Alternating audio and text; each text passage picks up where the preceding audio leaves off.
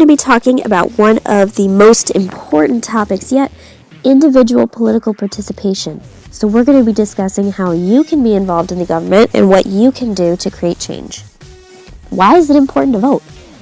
The 2000 presidential election did a really good job of explaining to us exactly why every single vote counts. In 2004, only 54.2% of people actually went to cast their ballots and vote for the president. Since the recent elections have been very close, we have to wonder if the results would have been different if more votes would have been cast.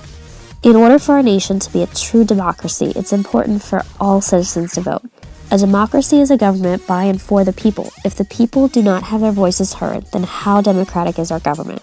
Because of this, all eligible citizens need to realize the importance of casting a ballot. Voting stats. The likelihood for someone to vote is often determined by several factors, including his or her age, their gender, their race, their education, and their income level. For example, women are generally more likely to vote than men. Whites are more likely to vote than minorities, and those with a higher education level are more likely to vote than those with little education. Age is also a major factor. Young people, those in the 18 to 24 year age group, that'll be you guys pretty soon, are the least likely to vote of all age groups. Senior citizens, generally those over 65, are the most likely to vote. Because of these stats, recent movements over the past decade have been made to get young people registered to vote and to get them to the polls on Election Day. In 1992, MTV began its Rock the Vote campaign to get young people to vote. They used MTV airtime to show a presidential debate and had rock stars do commercials about the importance of voting. The 1992 presidential election did see a much higher turnout among young voters and saw an incumbent president defeated and Bill Clinton take office. But the results were not as good as many people would like.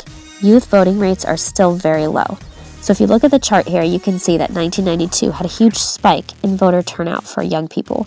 But then it immediately dropped in the next presidential election, and it steadily climbed up to 2008, but there's still a very low voter turnout for people in this age group. There are other ways to get involved besides voting. Voting is just one way that citizens can get involved, and it's definitely the easiest.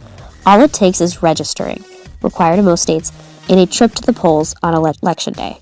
Other forms of political participation include getting involved in a candidate's campaign, protesting for or against a cause, and becoming a member of an interest group.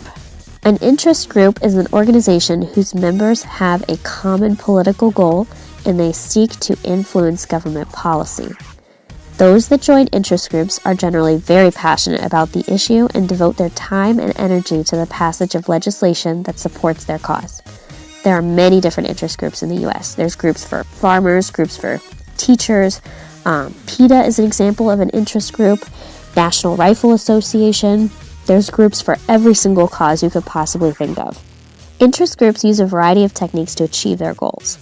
They may take actions such as testifying in a meeting or a congressional committee, researching and providing information to legislators, contributing to or assisting political campaigns, or evaluating the voting records of legislators.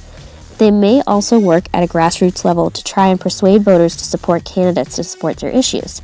And these people aren't necessarily considered politicians. These can be regular citizens that have regular daytime jobs.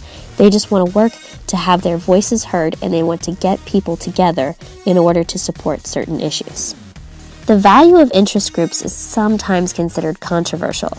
Although they help legislators do their job, they are also sometimes known to buy votes by providing financial support to candidates and government officials. An example of this might be a lobbyist group like Big Tobacco. Although this is immoral, it does happen. There are ethical questions about interest groups, but they do provide citizens with other opportunities to get involved in the world of politics. Rights and responsibilities. Besides voting, there are both rights and responsibilities to uphold.